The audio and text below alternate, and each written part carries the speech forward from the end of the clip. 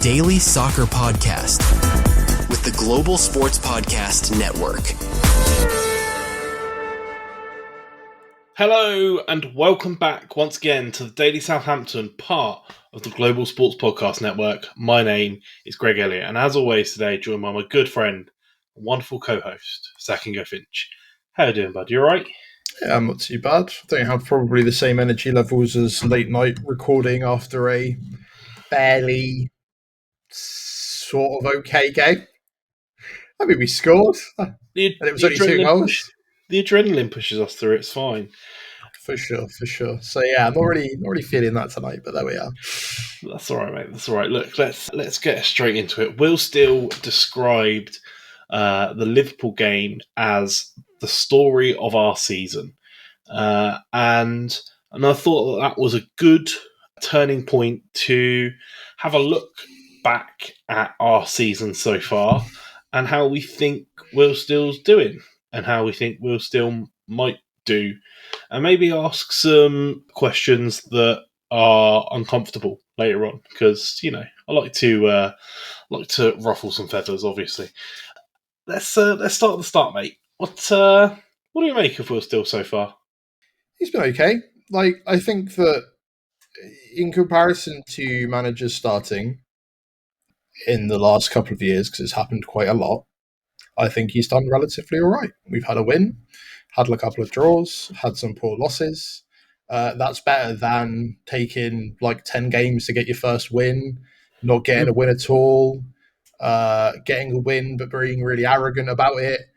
Those are what we've dealt with so far. I think that he is stoic in conversation and interviews, and I think that has seemingly rubbed people up the wrong way.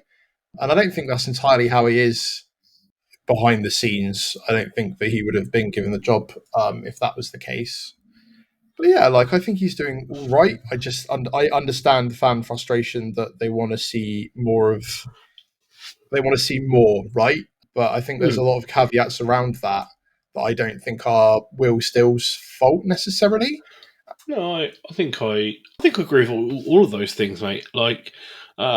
He seems like a really personable person, but not pally like Russell Martin, right? His job is to be a manager. He's still personable, and I'm sure that he still has a reasonably good relationship with the players, but it's manager first approach. My job is to be a manager and manage these players, not to be their best buds and be all pally and I don't think you'll see. I know one of the things we've talked on the show about before was, I think you said, it's the handwritten letters before the playoff final from Russell Martin. I don't think that's the sort of thing you would ever expect to see from Will Steele, but I don't think that makes him any less of a manager. I think that's the more personal touch, whereas Will Steele seems sort of real focused on manager and football first, and I kind of like that. One of the big criticisms I see thrown at him a lot is that we don't have a style. And I think we make it pretty clear our opinions on this on the show, mate. But I just want to get right out in front of it and say, thank God, right? Imagine playing a game where your job is to play football, and that is the style, that there's football, right? It's not. Yeah, I agree. I think it's difficult because people are, before Russell Martin came in and stamped his philosophy and the way he wanted to play and the live by the sword, die by the sword thing. We had whatever we could describe the Southampton way being, right? The old Ralph Hasenhüttl playbook. Yeah, right? and that was in play for. It was in play for a very, very long time, and that is one of the things that I think Nathan Jones put as his downfall, because the players basically refuse to kind of play that way. And then, it's realistically, other than that, the Southampton way was sort of high pressing, high intensity, stories of Pochettino making them run on the training ground for hours on end, which again, it's almost over a decade ago now. But yet we still kind of think that is kind of how we're supposed to be. And that was maybe Puel's downfall, because he had this really sort of defensive, negative style that people don't like. And I think that it's a double-edged sword, because in one sense of the word, it's very good at hopefully, meaning that we have games like the Liverpool game, which we all wrote off, and we actually gave it a relatively good go. Things changed to suit that situation. All the personnel changed. That was probably more Carabao Cup than anything else. But then the flip side of that is that when we feel a bit lost, like we did at Hull, and emotions rise, like myself included, like anyone that's listened to this show long terms knows that I can get very wound up, especially directly after a game that's been dire. What? Wait, that's shocking news to me. And it very much does feel like there is a sort of lack of identity, and I think there is a worry that from some people that we've gone from having a really, really rigid identity to having none. And I think ultimately the identity that I would like is to start winning football games again. Yeah. And I think that's ultimately where he's going with it. But the modern day, and everybody's an armchair analyst, like, good Lord, we do a podcast daily, right? I keep saying that, like, my level is probably tactically inept. However, that doesn't stop us all having opinions, and those opinions are considerably louder. And it's like, oh, they should do this, and this is how the formation that he should play, and this is how he should do this.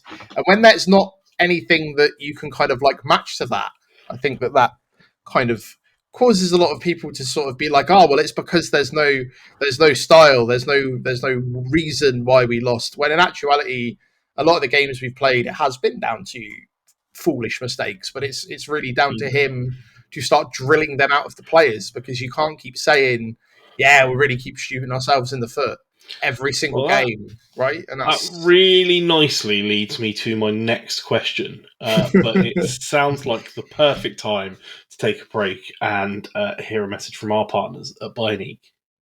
Your body is unique, and Global Sports Podcast Network has partnered with Bioniq, the world's most personalised supplements. Bioniq provide 100% tailor-made supplements designed to deliver precisely what your body needs at exactly the right levels to optimize your health. No guessing. So click the link in the show notes. Use the code GSPN2025 for 40% off your first month's subscription. Bioniq. Don't settle for off-the-shelf solutions made for just anybody. Get what's right for you right now. Okay, mate, and we are back. And the next question that I have written down to talk about is going to make you laugh, because it is, can you train players to stop making stupid mistakes? Because, look, if there's one thing that's been consistent across our last 3-4 managers, right, it's these individual errors that lead to goals. And this is no different so far under Will Steele. I would say less so, sure. But is it actually possible to get rid of that from a player's game? What can you do? Is it just a case of like changing your style to play to their strengths, which I guess is, another vote for the dynamism or sort of mixed ability, right? The changeability of the team, or how do you do it? I think it's very difficult, and I think that the part of the problem, and we all kind of know it, is a lot of the players that caused the individual mistakes at such a high level that caused us to have such a bad campaign last time round are still here. And I've given this some thought, and the problem is a lot of people are just like, oh, we've got to sell the entire team. And I kept talking about this during our transfer episodes. Who wants to buy them? You can't just put the entire club up for sale. You need to be practical. Some of these players have signed long-term deals. Some of them, maybe as they mature, I think a lot of it potentially comes down to nerves. But, there's been talk before. Do you bring in football psychologists? Do you bring in therapists? What do you do? What is the actual, do you throw the book at them? If you make a mistake, if I make the mistake that was huge in my job and I drop the ball on a project, I'm not getting put on the next project that's important. Yeah. Right. So if you've got players that have done big mistakes, then it's strange that they're not dropped. It's tricky, right? Like, long gone are the days of proper hairdryer treatment. That's just a thing of the past, and age gone by, right? Times are different now. You don't get away with that. No, of course not. So, but it's practical to say, you made this huge mistake. This is literally the reason we've lost the game. by the margin of 1 goal, so I'm not going to put you in the next game. And I think that, I guess I do have to caveat one exception to that hairdryer treatment comment, and that is probably Ekatike after his red card. Has to be said. Some fairly scathing remarks about him in all of the press. So, what do you mean? Slot wasn't mad at all. It was because he wanted to give Will Steele his shirt, right? 'Cause he played for him a long time ago, and beside the point, like, I don't want to bully young players for doing young player things, right? But it is those kind of, I feel like those conversations are happening. But also, if they've happened from the last 5 managers, if you keep saying, "Oh, you can't keep making these mistakes, we're going to drop you," and then you also look at the evidence of what's happened to a lot of the players who have left us. I think the only one that's really stepped down, in my opinion, is probably Ben Brereton Diaz to Derby. If you look at like his trajectory, where he was going, people thought he was going to do amazing things. Went to Sheffield United, scored the most for them before they got dropped down into the Championship. Came to join us because we were in the Premier League, and then you look at kind of how his performance is almost like watching a completely alien player. But then you've got other players, like Sulemana, who had a all right season but didn't do anything crazy, like celebrated a goal at Swansea like he'd won the World Cup, has now moved to a Champions League side.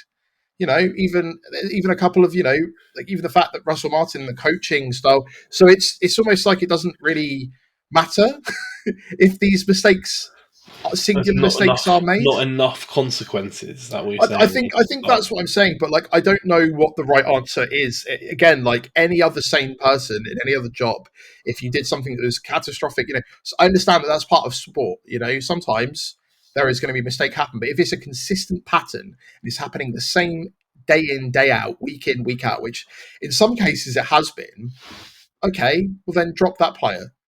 Swap them out with somebody else, and I think part of that is that we weren't able to replace the entire squad because that's not. I don't want to take your argument to the logical extreme, mate. But am I hearing that McCarthy shouldn't play in goal for us for the rest of the season? Because it's not necessarily the rest of the season. That's a debate. That is a debate amongst a debate we had yesterday and a debate in the fans, right? Macca versus Baz is the debate.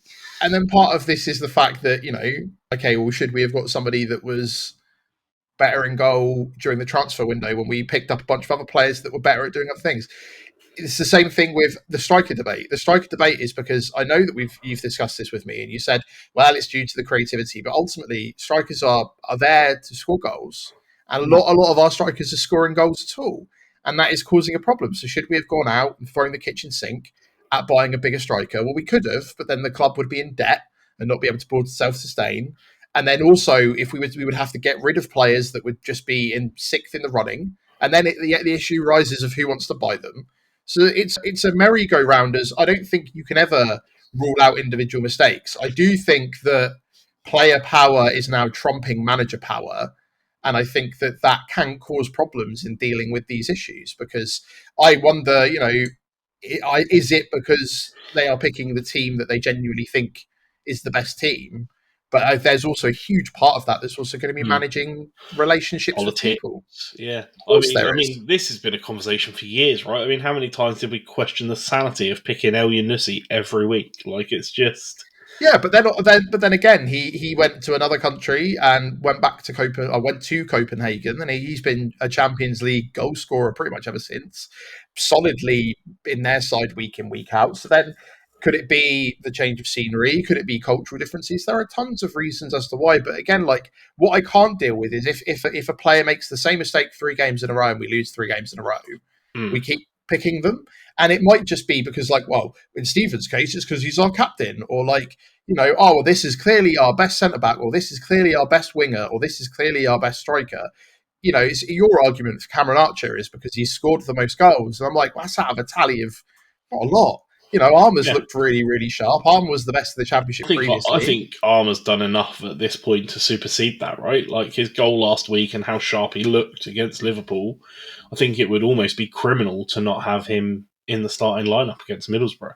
And I agree with you that part of that problem, though, is like it's building confidence. If you're getting dropped from the team, you're not going to build confidence. So if somebody is making silly mistakes over and over and over, Do you drop them down to the Premier League 2 and get just more match minutes, more match fitness in an environment that's probably going to allow them? And then again, that will raise the question of, oh, well, that's going to be punishment, and that's seen as. So I think it's really difficult for managers to try and deal with silly mistakes like that, because also it's not like the player's job that's on the line. You don't see a player fired for making 9 mistakes in a row that lead to 9 losses in a row.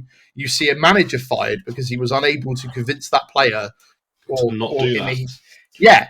But then also it's not as simple as not doing that. It's understanding, why does this keep happening?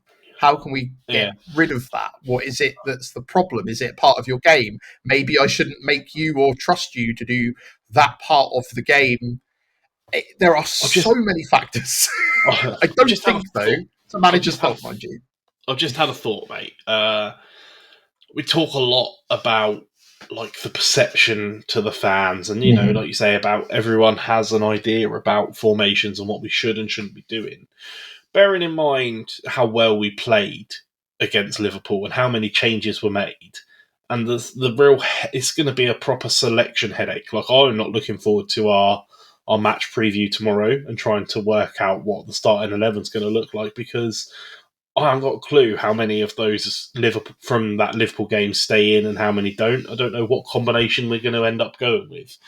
But does that make it a more important team selection than any other, right? We talked before the start of the season about like looking at that team lineup when it comes out before the game, and that being like the moment where a lot of fans judge Will Steele.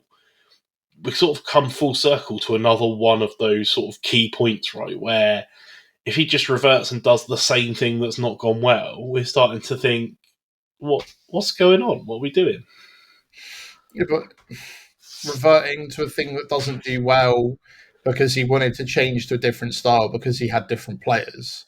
And then he had some of those players playing that previous style. Sorry, I mean hypothetically, if we look at the team sheet against Middlesbrough and he's, you know, gone back to a 4-back formation and brought in 6 or 7 of the players who didn't play on Tuesday night. Like, I think, yeah, and I think that if that's the problem, is a lot of it is down to perception, and a lot of it will be won and lost through the results, because it's a results-driven game. I don't think any manager is beyond that. But then again, some apparently have the survival power of. I don't know how Russell Martin's still at Rangers. Like, this isn't even disrespect to him. I'm just baffled that you can have that start and that loss and it be acceptable, because again, like, oh, it's because we're having to do X, Y, Z, and you can offer all the explanations under the sun. But you're right. I think that when people look at a team sheet and they go, you know, there's going to be a lot of people that go, oh, well, Maka had that howler. Why is he back in goal? But then also there'll be flip side, is that there'll be a lot of people, and I think ultimately it's not down to us; it's down to the owners that make that decision anyway. I think once you've lost the fan base properly, and we are quick to turn at the moment for good reason. I just don't know. I don't know if you can put it entirely down to like the perception and the team sheets every week. But I do think it's going to be a really interesting point. I think that is a really like interesting potential pressure point this week. That's going to be this week specifically, yeah. But like, I think longer term, it's one of those things where like we're not in training every week. We're not. We you know, could it have been the fact that these players wanted to do really well at Anfield, the occasion being at Liverpool? They've always, you know, a couple of players, you know, you've got French players who are trying to put a show on to get into the first team, right? Because we've seen that before too, where a player puts an absolute amazing performance in and then gets into the actual squad for a cup, like a league game, and then just sort of disappears out of nowhere. And then it's not up to us to make it. I understand the frustrations. I'm trying to get to my point, and I'm sure you're all exhausted because it doesn't sound like I'm getting to it. But I think what I'm ultimately seeing, Greg, is that, yeah, it's a pressure point. I don't think it really has much of a difference either way, long term. All right, mate. Well, that does lead me nicely into my last 2 questions. But first, we will take a break and have a word from our partners at Zencastr. Here at the Global Sports Podcast Network, we spent a lot of time selecting our delivery platform. Zencastr came out the clear winner, With 4K video recording from your phone and AI editing that automatically removes all those ums and ahs, it's super easy to start a podcast that sounds great and is delivered efficiently.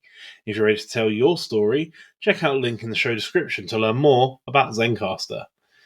Alright mate, I've got 2 questions to wrap us up. One is throwing a cat amongst the pigeons, but I'll start with the one that's not that.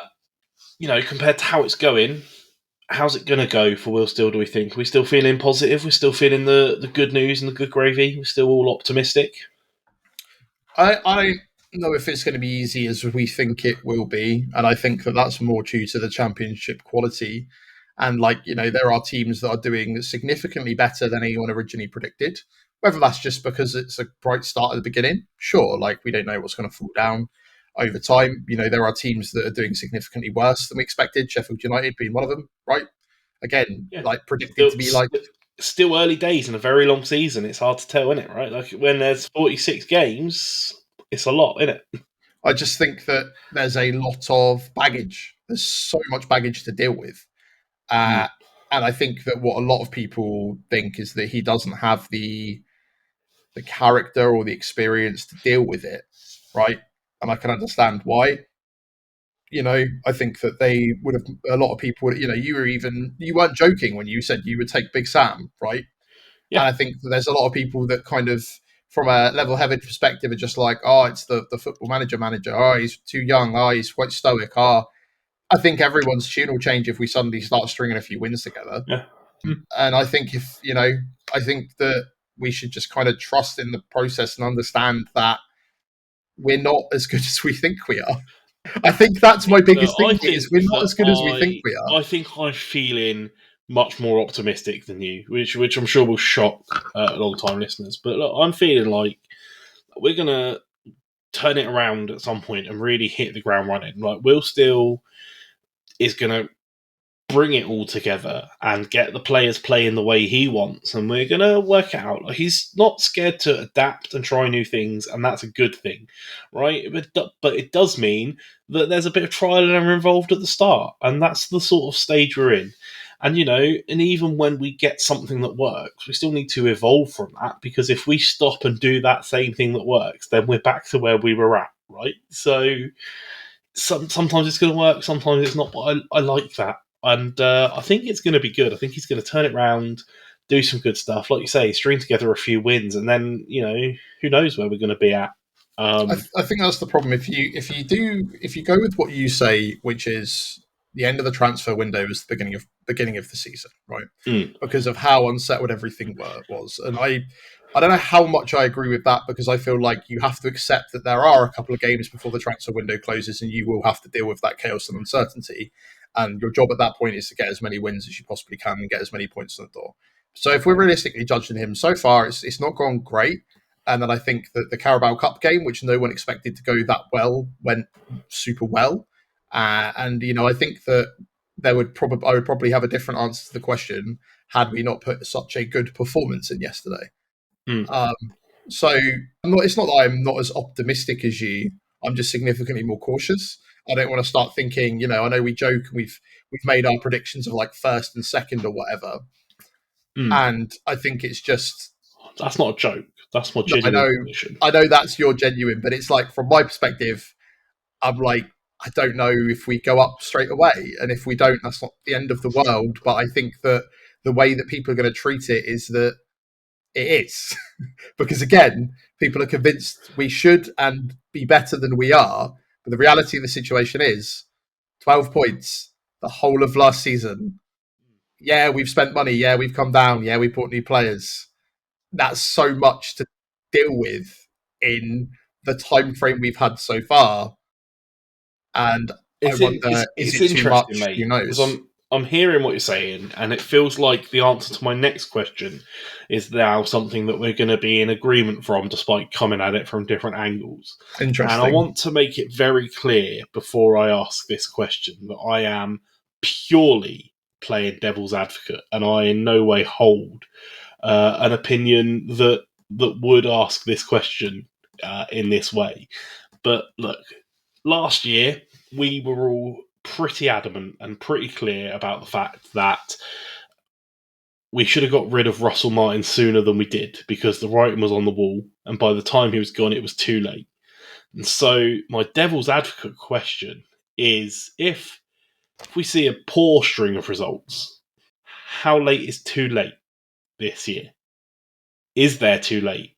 Should we be sticking it out with the whole season regardless, because that's how long it takes to bed in and properly make this project and turn things around?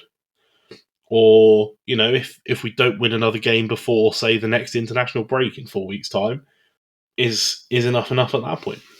Do they have a replacement in mind? Is it just going to be Danny Roll, which is what a lot of people are saying is one of those questions? So that's a big thing, because again, they don't have a really good track record of replacing managers halfway through a season with anyone better. They've spent a lot of money. The players that we've brought in have been brought in for spores. It doesn't feel like for Still. I don't think Still's had half as much. I don't think he's really had any input into transfers, and I say that because of the fact that him saying, "Oh, well, I never wanted a striker," is because they basically said, "You're not getting any striker, right? You've got Damien Downs, that's your new striker." He's the one that's been willing to adapt. So unless they, if they've got anybody that they would want to bring him in, I just feel like a lot of managers out there would have this sort of, I want to do this. They've done a lot of the coaching has all been, you get rid of Will Steele, are you going to then get rid of the entire coaching team as well? Because they interviewed separately and brought in Trolls. They brought in Lallana. Carl Martin's still there. You've got the Ruben Martinez. They're all separate individual. This is the coaching staff that has been picked and designed. So, okay, you fire the manager. I think it would take something catastrophic. It would be us being close to being relegated to League One, I think. Because although the aim is for promotion, I also think that this point Sports Republic need to be realistic about the fact that it is probably going to be a big rebuild.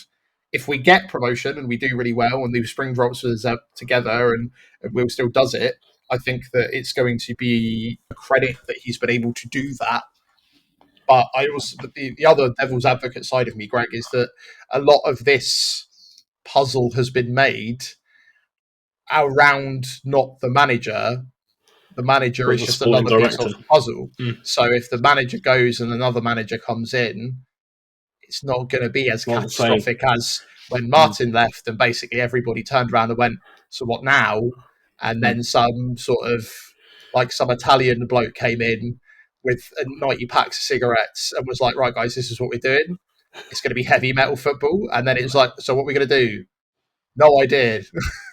I think from how heavily I caveated the question at the start, it's pretty clear to everyone that my opinion is that it's irrelevant, mate. We should be sticking with Will Steele at the very least until the end of the season and sort of take that as an assessment point. I think that the Championship is as good as it is because it's a hard league, and that means that some of the results are going to look crazy and going to look skew-whiff, but that's why we love it and that's why it's so good. And I still think that over the course of the season, I think we're going to get there and be good enough. And yeah, I don't like hearing the chatter this early, and I don't really like feeding the fire by asking the questions like this. But it would be remiss of us to ignore it. And it's more of to be honest, it's more of an upstream it's a more of an uphill problem, upstream problem anyway.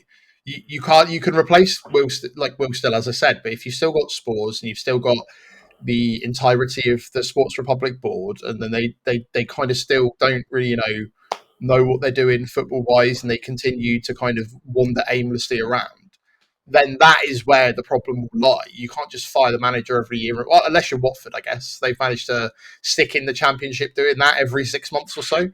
But and I understand that our opinion on Sports Republic could be worse, but again, I also think that as much as I love this club, Greg, I just think we're not as good as everyone thinks we are or where we should be. And yes, that is due to significantly large reasons, but none of those can be unpicked overnight. Again, if you want to blame anyone for the downfall, blame Gow. Yeah, you're right. Look, mate, I look forward to clipping up that we're not as good as we think we are when we win the league at the end of the season. That's fine. Look, I love it. I just for the time being, mate, it's how I feel. But that's fine, mate. That's why we love it. We love our difference of opinions. They're great. It's good. That's why we love football, mate. There's no right answer. The only right answer is kick the ball at the goal. And if we get better at that, maybe we've got a chance. So, look, that's all we got time for. Thank you, Zach, for joining me on this journey. Thank you, mate. Talking about Will Steele, and let's hope that, I think it's nice to have these check-ins and see how we feel like it's going, and it'll be good to do this as the season progresses. Thank you, everyone, for joining us. We will be back tomorrow to talk about the Middlesbrough game and the excitement, and do not envy us with the choice of trying to predict that starting 11. That is going to be something else.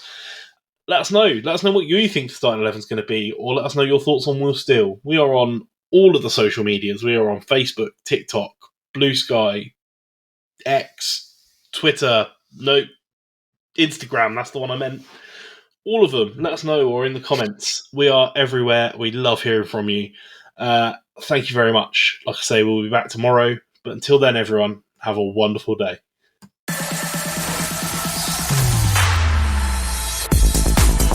Your daily soccer podcast with the Global Sports Podcast Network.